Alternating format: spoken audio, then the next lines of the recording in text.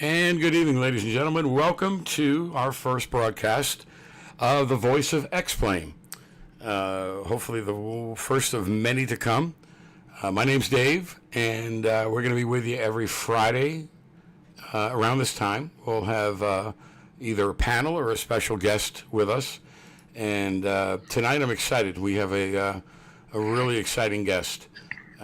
We know him as Brad. You know him as M9 Aviation. And Brad, welcome to the show. Thanks, Dave, for having me. It's great to be here. My pleasure. Not that I had to twist your arm or anything.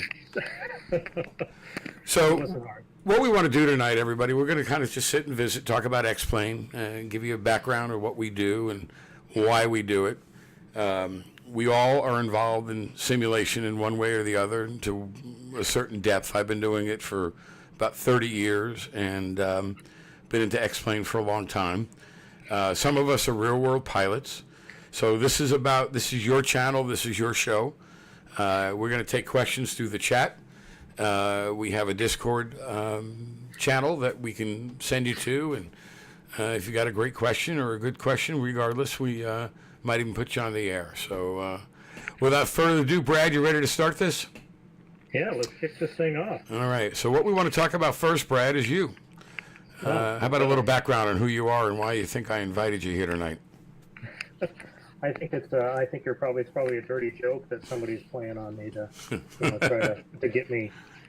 try to get me back for something. But no, thanks for having me on. I appreciate you inviting me. I'm happy to be the first guest on the show, and like I say, I'm looking forward to participating and enjoying going forward. If this doesn't work, you realize you're going to be the first and the last guest.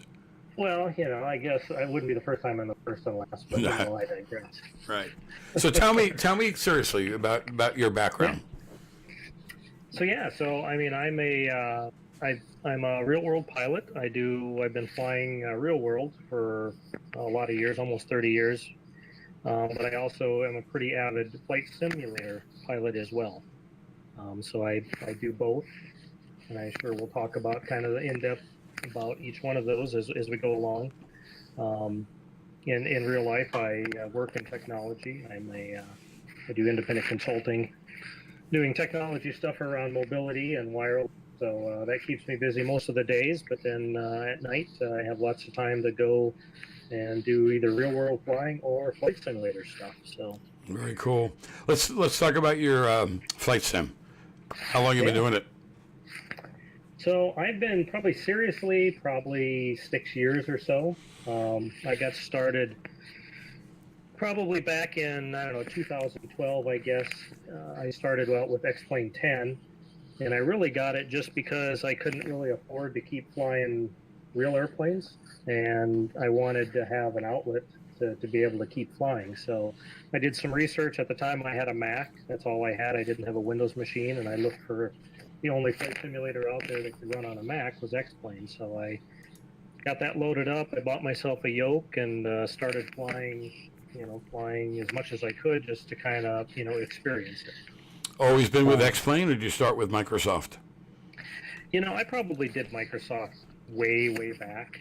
I probably did some flight simulation stuff, but not enough that I would even remember it. Right. X-Plane has really been the only one that I've ever. Now, not only do you fly, but you are heavily involved in scenery design. You design buildings and other things. Tell me about that. Yeah. Well, so, as the years went by, of course, we've all pretty much upgraded to X-Plane 11, and as many of you know that to fly X-Plane 11, that alone provides some really, fantastic built-in scenery, as well as some fantastic toolkits to allow you to do your own scenery. The downfall to X-Plane 11 stock scenery is that they put a lot of work in some of the more heavily populated areas. If you go to Seattle, that's one of their default airports. It's really high definition, high accuracy. Some of the other parts of the country are like that. But a lot of the country, particularly the area I fly in real life, nobody has taken the opportunity to actually build up those airports. So, once I learned or found that you to build your own airports and use the tools that X-Plane provides, I started to do my own airport design. And it kind of started with, just trying to just build a basic airport, go find something that didn't have anything but a runway and try to put a few stock buildings on it. But then as time went along, I thought it would be kind of cool to figure out how to do my own 3D objects as well. So I started doing custom 3D object design. So I built a number of different custom FBOs that I built from scratch, and then I include those in my scenery packs. So that's a lot of fun. It takes a lot of time, a lot of dedication, and I don't spend near as much as some guys for sure. But I enjoy doing it, and it definitely brings another element of flying in X-Plane and being a member of that community. Yeah, it really does. I've done some airports, and it's very tedious, and you got to be a little off-centered and probably a lot crazy to even get involved doing it. Again, want to remind everybody that we are live, and any questions you've got, put it in the chat, and or join the Discord. And we have our first question, and this is for you, Brad. Hi, my name is Joe. How did X-Plane impact your real-life flying? Well, Joe, thanks for pushing that question in. And, there's a couple of things that have impacted. Early on, again, it was really kind of about staying current with things and just kind of staying used to, looking for gauges and stuff like that. Most recently, after years and years of flying, I finally decided I wanted to get my instrument rating. So, X-Plane has been an invaluable tool in helping me achieve my instrument rating. Not so much because, you're in the clouds, realistic, and you've got all of flight dynamics and, you feel and look and feel, but mostly because you're ingraining muscle memory into, where you reach, what things you need to do, what procedures you need to do. And again, I can go do that in a real airplane at, $200 an hour, or I can sit on my X-Plane simulator and do it for free. For free, and, right? Yeah, exactly. You get almost the same experience from just a repetition and procedures perspective. So it's made a huge difference in my ability to, do good on the instrument. Now, you've been a real-world pilot longer than you've been on X-Plane. Oh yeah. I got my pilot's license in 1991. So, see, I'm the opposite. I was flying simulation for 100 years, and then I started taking flight lessons, and I can tell you, it saved me a fortune. Yeah. The only difference. Go ahead. Oh no, I've had a number of non-pilots that are interested in flying that have asked me the same question. Do you see any value in flight simming? And of course, even, with recent events out in Seattle, right, there's even now hubbub about, are these simulators too realistic because now they're teaching people to go out and fly airplanes when they really shouldn't. But, I tell everybody that asks, I'm like, yeah, if you can get into X-Plane, if you can get into VR, I do a lot of VR. We can talk about that later, but there's a lot of things that you can learn to prepare you to become a pilot that will cost you nothing, right, other than the cost of X-Plane. So. The only difference I found during my training was the motion or the lack thereof, and everything else was spot on, and it really did. It saved me a lot. I got a question from a guy named Mike. Question could be either one of you. How accurate do you think X-Plane is when compared to real life flying? You want first shot at it? Sure. So. There's lots of back and forth about how realistic the flight models are. Different airplanes developers put different amounts of effort into making it fly and react the similar. I only fly GA airplanes in X-Plane. I don't fly any airliners, so I can't speak to that. Maybe Dave, you can speak to that. I found that they're reasonably accurate. They kind of act and they respond the way you expect them to do. In terms of the flyability. In terms of procedures and instruments, depending on which airplane you're using, if you're using something, that's got the G1000 in it from X-Plane, I found that that's very, very realistic. The procedures are the same, the buttons are the same, the way you turn the knobs are the same. You can fly a fully coupled RNAV approach with them, no problem. So I would say it's very highly it represents real life pretty well. Right. One of the things that I found, and coming over from Microsoft, Microsoft was fun. It was interesting, but it didn't give me the sensation. And I, for one, like the eye candy, they call it, the visuals. I want the airport to look like the airport. I want my hometown to look like the airport and the surrounding area. And with all the different tools that we have, not only WED, but ortho, I can literally fly over my house and look down and see it. I think that X-Plane does a great job on replicating the feel of flying an airplane, again, minus the motion. So I'm totally there with you. And I do want to talk about VR before we run out of time, but we've got a lot of questions. A question for, let's see, you also know when obtaining your instrument rating, some very difficult procedures, can you really duplicate them with the X-Plane? We kind of touched upon that. You really can, right? Yeah. Oh, yeah, definitely. Can you simulate weather in its effects on the airframe? I believe you can. I mean, I feel the wind and I feel the thermals, and icing is now something they've recently introduced on some of the airframes. Question for Brad. I'm a weather guy. It's from MaxFly 101. I'm a weather guy and find X-Plane is very weak in depicting real-life icing and turbulence. I just kind of said that I thought it did. Your comments, Brad? Well, having just completed my instrument training, we're taught to avoid segments for icing and weather. So maybe I can't really. Maybe that's one thing you shouldn't be doing anyway. But I think there definitely is some improvements that could be made in X-Plane. I've not personally use my right words. I haven't personally flown in icing in X-Plane, but there have been times where I've, density, altitude, or temperature, you'll notice a difference in performance. So it does have an effect on that. And actually, you're wrong. I did do a flight one day in a cloud and realized that for some reason the airplane just wasn't flying anymore. It just was slowing down, and it was, high angle of attack. I guess I did realize that I must have picked up icing. So right. Well, there's probably some improvements could be made. It's not bad for what it is. No, it's quite the simulator. Couple of things. We'll get back to questions in a moment. In the background, everybody's watching on the Twitch channel. All the photos that we're seeing, these are all photos that we've collected over the past couple of months. These are either add-on or stock. To give you an idea of what you can do, the lighting, I think, is one of the best features of the program, especially the night lighting.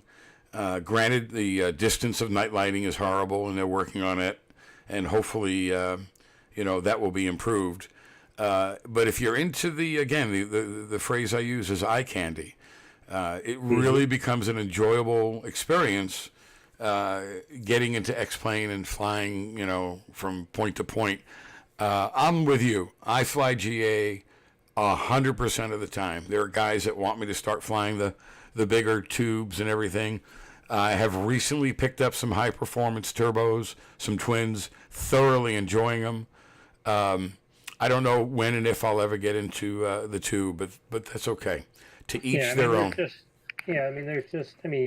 To each their own. To me, it's about that eye candy. It's about being, if you're not, doing instrument stuff where you're focused inside, it's about, flying along and enjoying the scenery as you go. I mean, that's why a lot of us do it in real life. That's a lot of the reason why you do it in X-Plane. And, for me to, get in a jetliner and climb to 35,000 feet, I know that there's some procedures there, and there's an art to flying that. And get me wrong, there's, no harm, no foul to the guys that fly them, but to just do that, it's not interesting to me. Absolutely. We're going to get into VR here in a minute, but we have some more questions. I know you guys have a Discord channel. Sometimes I need help. Can I really speak to someone? Yeah, we do have a Discord channel, and I got to tell you, it is, and I had very little to do with it. The guys in the back took care of it. We're there in the morning, we're usually there in the afternoon, and we're always there in the evening. And we talk about everything related to X-Plane, and we sometimes talk about everything related to life. The great thing about the channel, and I can say this, and then Brad, maybe you have a comment. We got guys that are 35, and we got guys that are over 80, and they're coming in and they're asking us, because sometimes we get a little intimidated. We talk about ATC, and I know there's many ways to do it with VetSims and Iveo and Pilot Edge and whatnot. But a guy kind of starting out in his late 50s, 60s, or even 70s really doesn't want to get on and try ATC with a bunch of kid air traffic controllers and get yelled at. So there's a whole world. And in future shows, we're going to concentrate on some of those add-ons. But the Discord channel is for you guys to get into. Ask anything. Nothing. There's no such thing as a stupid question. The good news is that we've got guys that are experienced in weather, technology, procedures, flying. We've got the bases covered. So I'm really proud to be part of a really cool group, and I highly recommend it. So Go ahead. I'll just add to that as well. I mean, it's, I think one of the detractors that X-Plane has is just the fact that while it's a great simulator out of the box, and this is both a positive and negative depending on how you look at it, is there is just so much you can do with it, whether it's creating your own scenery, whether it's creating your own airports, whether it's, custom airplanes, Pilot Edge, plugins. I mean, there's just so much that it can be overwhelming for the uninitiated, right? And so I think a lot of times, and not to interrupt, but very intimidating. Oh yeah, exactly. And so I think a lot of, first-time X-Plane users can kind of get turned off by that. And so, that's why I agree. I mean, the Discord channel in particular, this is a great place to go where you can ask the people that have been there and done that and had that pain. And again, it's a great bunch of people on this channel. And, pretty much any question you have, you'll find somebody that's willing to help you figure it out. Yeah, and a lot of times, not to get too techie, we have actually jumped on somebody's computer and helped them do it while they're watching what we do. So, yeah, I invite everybody to it. Do you guys fly on Pilot Edge and/or VetSim? What do you think? Yeah, well, I'm not going to spend a lot of time because there's some things we want to talk about. I am a Pilot Edge guy. I've been up for quite a while. Pilot Edge to me is as good as you're going to get. Now, it is not free. It costs, I think, like $20 a month maybe for the western half and maybe $40 for the entire. Now, when I say western half, I should clarify. California, literally the western side of the country. They have from Denver, north-south, back west, and I think that's another 20. But the Pilot Edge controllers are real air traffic controllers, either retired or students. They're very good. And as long, like in the real world, I was always taught when you make that first call, let them know you're a student pilot, and they'll go easy on you, right? Yep. Yeah, I personally don't pilot just because, there's a lot of times there's events and fly-ins, people get together, but I agree. I mean, to me, Pilot Edge is probably the better of the two, just because it's got real world air traffic controllers. You're talking to the same people that you could be talking to in real life if you go at a different time. So. Right. Another question.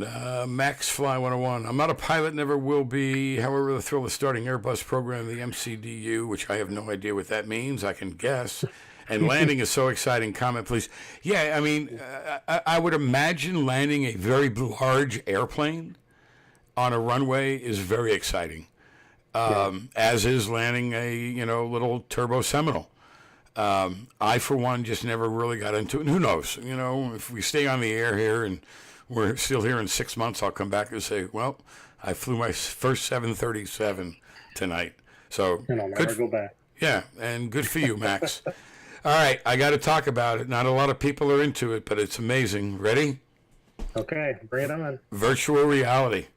Oh, virtual reality. When did you start? Oh, so I started virtual reality, I guess it was probably about a year ago, I guess. It was shortly before X-Plane actually had native port for it. We had to download a separate application to enable virtual reality. But it's one of those things that once you go VR, you'll never go back. Is the way I look at it. It's really hard to really express to people how real it feels when you put that headset. I mean, you're literally putting yourself inside a 3D object, and so as you move your head, you're moving your head. It's like you're sitting in an airplane, and your brain actually starts to interpret things that aren't really there. So I find myself reaching for the yoke that's not there, or I'll reach for something across the cockpit, and before I realize that it's not real. I know, I agree. And you can actually get there is kind of a sense of movement. Your eyes will kind of interpret what's going on, and if you do some weird maneuvers, you'll actually kind of get a sense of motion sickness. Well, or you could call them motion sickness, whatever you want. But yeah, I mean, it's, I would, if you haven't tried it, I would encourage you. The downside is it does take a pretty powerful machine to run the VR, but, there's just nothing beats kind of being in the environment. When you're looking at monitors, you're just looking at an environment, and you either have to, set your monitors up. You still only get whatever that is, 90 or 120 degrees of view.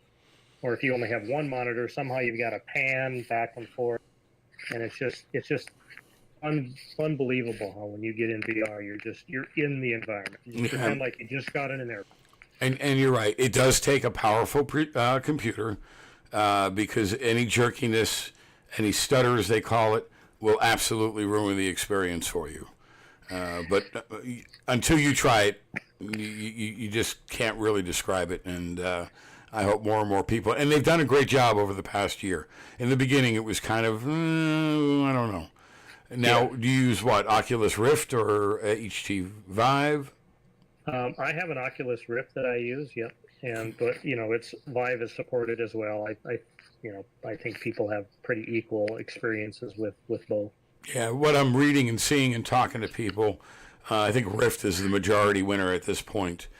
Yeah. Another question. Anybody can join your Discord channel? Absolutely. I've never seen something like that. Every time I have a question on one of the sim sites, it's so hard to get an answer. And you're absolutely right. The great thing, if you put something on a forum, you got to wait a day or two.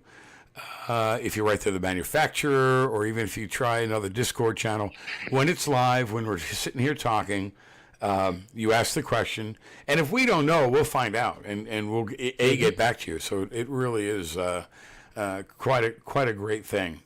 I think the other thing too that you find if you get on like some of these Facebook, that not to detract from the fact that it's a worldwide, anybody in the world can get on it, but a lot of times you find some guys that just aren't very nice, right? And they just kind of treat you like crap, or they're just there to troll anyway.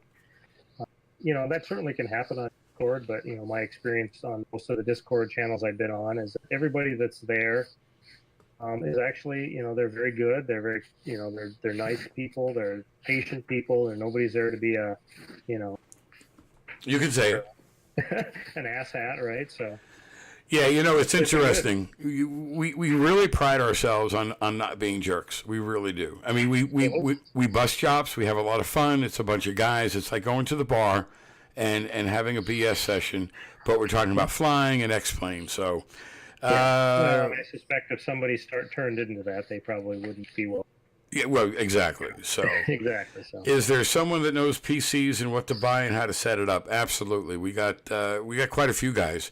My background is technology, although I'm not even close to doing that today, but, I understand the basics and whatnot. We got a couple guys in the back that, been high-end technology guys, and Brad doesn't realize that we're going to start using him because, Brad, you've done technology for, since Marconi, right? Weren't you working side by side with him? No, I mow lawns for a living. I mow lawns. Hey, you missed a spot over there. Yeah, exactly.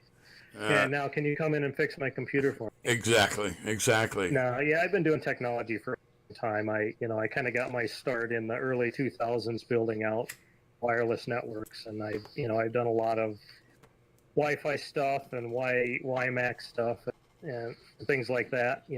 What people tend to forget, my parents included, is that just because I work in technology and I do a lot of different things, whether it's networking, development, whatever, I'm not necessarily a Microsoft, Office expert. So Right. But you understand the basics and and I again, understand the basics. Yeah. X-Plane is not an easy program to run if you're not up to date with technology. We have a guy in the group that 3 or 4 months ago could barely turn on a computer, and we got him designing sceneries today. Another guy was about to jump off the bridge. He got so frustrated that now he's running basically the Discord channel. He's running the Facebook channel and doing great things. Yeah, you're right. You get exposure to these other. You expand your skill set, even though they're related to X-Plane. So it's great to see that. Absolutely. If you don't fear not knowing computers, because when we get done with you, you're going to have a whole nother world. Does VR make one controllers like SATEC stuff obsolete? Absolutely not. It's funny. Nope. There's 2 ways you can fly in VR. You can fly with the handhelds, and I don't like that. And I don't know about Brad, but I'll just speak for a minute. I have a SciTech setup here with the panels and the yoke and blah, blah, blah. And when I'm under the hood in the VR, I know exactly where my positions are and my radios are. Just like in the real world. I don't necessarily have to take my eyes off the six-pack. I know where everything is, and I can reach for it. So, it does not. Way. Yeah, I've done, again, exclusively VR for the last year, but I still have invested a lot of money. I have the SciTech yoke and pedals and throttles. I fly Cirrus in real life, so I bought the expensive Cirrus panel that I can use. And then I bought recently there's a Garmin GNS 530 that's a physical screen and all of the buttons and bezels. Even though you're in VR, for me, I like the physical aspect of it, right? And again, once you do it, you go to reach where you see it in VR, and your button is right there. Right. So, I want my hands on a yoke. I agree. Exactly. How long does it take to get your PPL? How much money you got? Because that's what it comes down to. I mean, there are guys that can get them 35, 40 hours. It just depends. Yeah. Yeah, I mean, the minimum you have to get a PPL is 40 hours of flight time. Usually you have to have 20 hours of instruction, and you can do 20 hours of. It's really about, how fast can you get 40 hours efficient are you during those 40 hours. And again, relating it back to X-Plane, if you don't fly every week in the real world while taking lessons, at least having X-Planes will keep you sharp and you'll be able to remember. One of the things is I know a lot of guys that don't use a simulator. They take a flight lesson on Monday, and they got to wait till next month till they get paid to get another $100, or in your case, $200 to take the lesson. That you'll never get done. You never will. That's what I tell people that are interested. I'm like, there's really 2 things. One is have the money up front. It'll buy you 2 things. One, you'll be assured that you can get through it, and 2, you can usually get some kind of discount if you go into an FBO and say, I'm going to plunk down $6,000 or whatever. Right. So have the money up front. So like you say, Dave, you're not going paycheck to paycheck and this week I can't do it. And then the second thing I say is, if you really want to do it, this is what I did with my instrument rating, is just commit to it and say, I'm going to go to the airport 2 or 3 nights a week, and I'm just going to fly every night that I can. I'm going to be out there and I'm going to pound through it, because like you say, Dave, if you fly and then you take a couple weeks off, half of that next lesson is just remembering, getting your muscle memory back, remembering what you're supposed to be doing. Right. And it'll just take so much longer and cost you so much more money. Can you use the sim to add to your training? To add to your training, yes. You're not getting any hours. You need a professional like a Redbird or a Flight Simulation that are FAA approved. But again, having my simulator, I got to tell you, my instructor, the first one, was like blown away, because the first lesson, I was, taking off, and I was VY, and I was doing cruise, and I was, setting everything, and, he looked at me like I was from another planet. Do you have a Facebook group that I can join? Yes, we do. Down on the bottom of the Twitch channel, if you scroll down, there's a link. I'm running through these because we're running out of time here in a little bit. We're going to go over, which is no big deal. The Twitch is so informative. I've never seen anything like it. Thank you so much. We appreciate it. Thank you. This is great. I'm glad to hear that.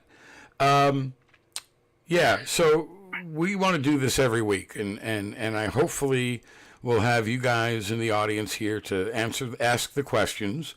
Again, we'll have a guest every couple of weeks.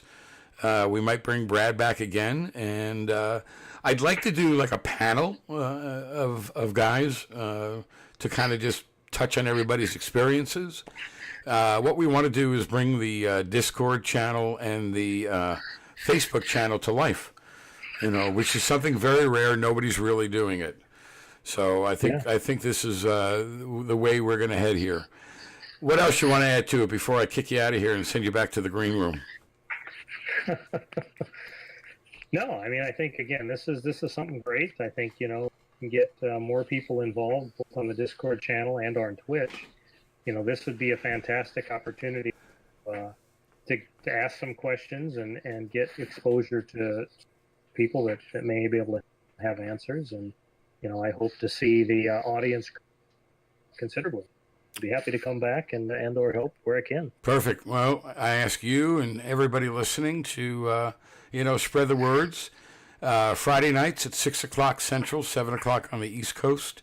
Don't ask me what it is over in Europe because I have no idea.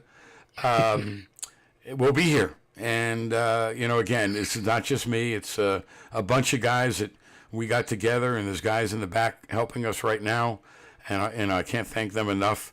You'll see their names here in just a little bit on the stream. So, Brad, congratulations! You were our first. You're not a virgin anymore. I hope it wasn't. We made it. We made it. I hope it wasn't too painful. And go enjoy your parting gifts, as they say. Exactly. Oh, I got a wise guy in the audience. 2300 UTC. All right, so that will be the time on Friday nights, 2300 UTC. But again, everybody, thanks for joining us. It's been fun. We look forward to your comments, and we'll see you again in a week. Thanks, everybody. All right. Thank you all.